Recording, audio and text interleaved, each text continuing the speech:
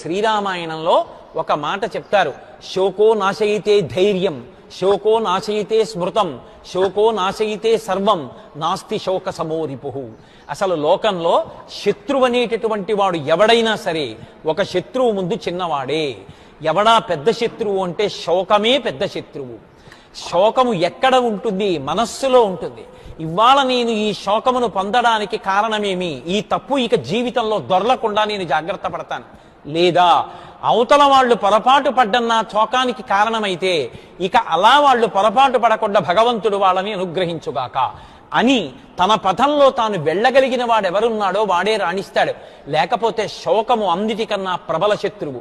అది నిరాశకి గురి చేసి మనిషిని పైకి లేవకుండా చేస్తుంది. అందుకే శోకో నాశయితే ధైర్యం. శోకము మొదట దేన్ని పాడు చేసేస్తుంది అంటే ధైర్యాన్ని పాడు చేస్తుంది. ధైర్యము పోయిందా ఇక ఆ మనిషి నోటి వెంట మాట రాదు, నలుగురిలోకి వెళ్ళలేడు, మాట్లాడలేడు, ఏ పని స్ఫురణకి రాదు, కార్యాన్ని నిర్వహించలేడు, నిశ్చయం చెయ్యలేడు, తన పథంలో తాను ప్రయాణించలేడు. శోకో నాశయితే ధైర్యం, శోకో నాశయితే స్మృతం.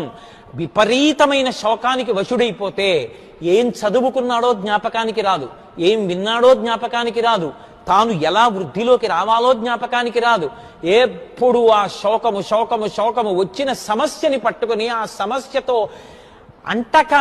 శ్రీరామాయణంలో ఒక మాట చెప్తారు, శోకో నాశయితే ధైర్యం, శోకో నాశయితే స్మృతం, శోకో నాశయితే సర్వం, నాస్తి శోక సమోరిపుః. అసలు లోకంలో శత్రువు అనేటటువంటి వాడు ఎవడైనా సరే ఒక శత్రువు ముందు చిన్నవాడే. ఎవడా పెద్ద శత్రువు అంటే శోకమే పెద్ద శత్రువు. శోకము ఎక్కడ ఉంటుంది? మనస్సులో ఉంటుంది.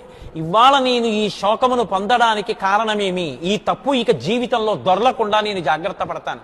లేదా అవతల వాళ్ళు పొరపాటు పడ్డన్న శోకానికి కారణమైతే ఇక అలా వాళ్ళు పొరపాటు పడకుండా భగవంతుడు వాళ్ళని అనుగ్రహించుగాక అని తన పథంలో తాను వెళ్ళగలిగిన వాడెవరున్నాడో వాడే రాణిస్తాడు.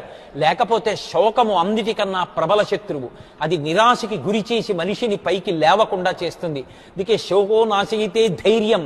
శోకము మొదట దేన్ని పాడు చేసేస్తుంది అంటే ధైర్యాన్ని పాడు చేస్తుంది. ధైర్యము పోయిందా ఇక ఆ మనిషి నోటి వెంట మాట రాదు, నలుగురిలోకి వెళ్ళలేడు, మాట్లాడలేడు, ఏ పని స్ఫురణకి రాదు, కార్యాన్ని నిర్వహించలేడు, నిశ్చయం చెయ్యలేడు, తన పథంలో తాను ప్రయాణించలేడు. శోకో నాశయితే ధైర్యం, శోకో నాశయితే స్మృతం.